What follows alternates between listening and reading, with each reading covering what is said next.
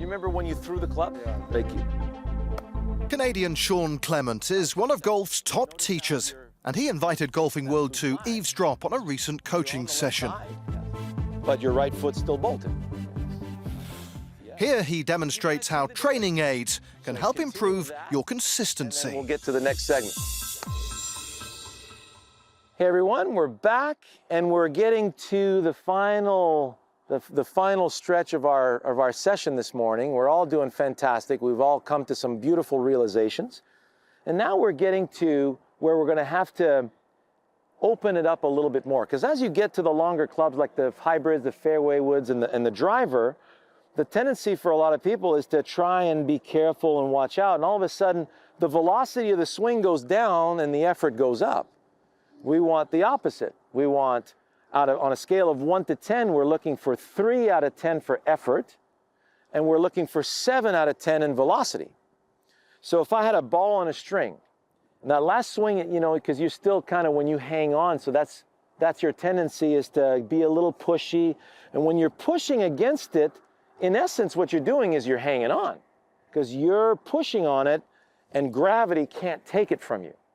So if I had a ball on a string, and I give this ball to gravity, you'll notice how it tracks a wonderful arc, doesn't it? So if I want to go faster, I do that. That's too much strain, and it feels like, because there's so much strain on it, it feels like something's going to give and the accuracy is going to go down. So show me a nice twirl with that ball on a string. Go a little faster. So notice you don't have to think to go faster, do you? Go faster.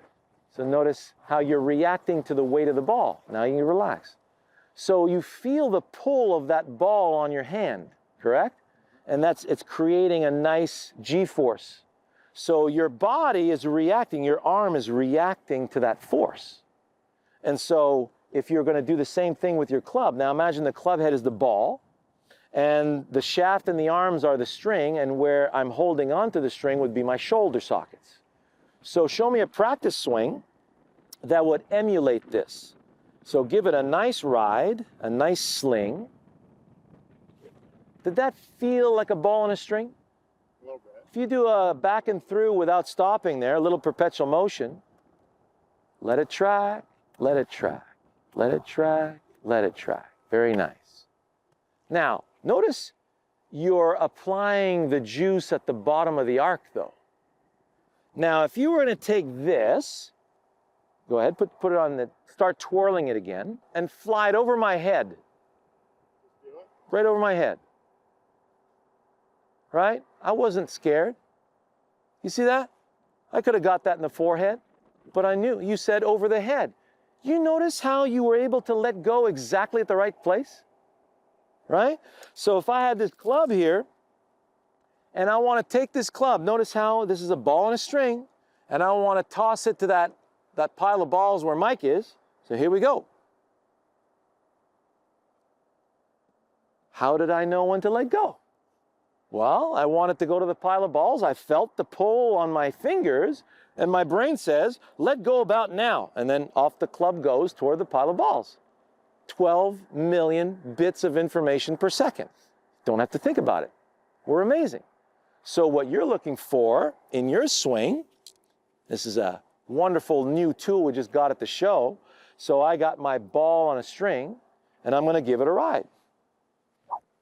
So I'm just looking for a nice whip with very low effort. Feel that one now. This is great for club speed. So imagine this was a fishing pole, and the ball here was your lure, and you're casting your lure toward the blue flag. Show me how you would throw it toward the... There you go. Now do it in the golf swing. Yes. Did you hear whistle here now? That's a golf swing. That was a perfect cast toward the target. Casting is not a bad thing in golf. It is bad when you're casting toward the ball, but it's fantastic when you're casting toward the target and the lure is hooking the ball on the way to the target. Did you sense the difference there? Yeah.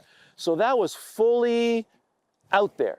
Now, as far as you're concerned, see this ball and chain? A ball and chain. So you're going to take this ball and feel like you're throwing it out there. And you'll realize that you're going to have to wait for it to settle before you can throw it out there. Feel that.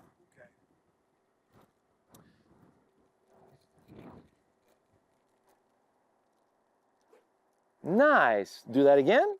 So you're gathering and throwing it out there. Lovely. Did you feel that? So feel the same thing with your club now. So now we start gathering a much better circle, and all we want is to be low enough so that when you do create the circle, that the sole of the club is low enough to catch the ground. So show me a practice swing above this ball. Go ahead and set up above the ball. Show me that gorgeous circle, right? Did you see where it passed? Yeah. Lower the club to the grass now. If you make the same circle, can you? Oh, that was close. Was that the same circle? Yeah. So the question is, are you low enough so that when you make the same circle that the sole of the club will deflect along the ground? Now, where was your attention? Was it on the ball meeting the face, or was it on the sole of the club meeting the ground? It was kind of the circle. The circle. Coming through. Good. You had that. I saw that. It was a really good swing. Were you able to predict that the sole of the club was going to thump the ground? I thought it would, yes. Okay, so let's try one more. Do another one above the ball. Make that circle. Good. Lower the club to the ground. If you make the circle again, we're good? Well, I don't know. Was it good? Yeah. Okay. So what was your effort level on a scale of 1 to 10? Probably 3. It wasn't very high? Hard. Okay. So you remember, now notice that was a little thin and to the right. So number 1, were you ready to go that way? Remember in the other episode, you were ready to go over the top, which will cause you to get ahead of the ball, which tends to push the ball to the right. So that's number 1. And then number 2, is your grip-club relationship closed enough? Now, do you tend to hit these shots a little to the right? Not with this club. But... Okay, good. So let's say we're going to go this way. So we have the direction. Yes. And we're behind the ball enough? Okay. Now, right now, do you feel like you can follow the ground? Bend your knees a bit. I do. Okay, good. Now, wouldn't you be reaching for it right now? Well, I just moved in a little bit. Move in a little more. So let me see you thump the ground. Don't move. Stay right there. You were lining up here and you passed there. That would have been off the toe and to the right. I'm going to put the ball exactly where you had it, right? Okay. So address that. Doesn't that feel a little closer? Yeah, a lot closer. A lot closer. So you can bend the knees a smidge. Do another practice swing. Didn't the club pass there? Passed over it, yeah. It passed over it. So shouldn't that be the distance between you and the ball then? Yeah. So now I put the ball there again, or I'll put it here and you can get just a hair closer. There you go. So feel that nice ball on a string. How about that? So just like when the ball was down the hill, so your tendency is, so 2 things you need to watch out for. Are you behind the shot going to the target, and are you reaching, right? Because the tendency for those of you who reach is like, I'm getting ready to hit the ball. Well, the distance between you and the ball is very different at the ball versus through the ball. Through the ball, you're going to need to get a little closer, okay? Whereas other people have a tendency to get too close because they're trying to control everything, and they need more freedom. So everybody has, different. So in your case, you were definitely a little too far away. Okay. Awesome work, man. Good. Hope you enjoyed that.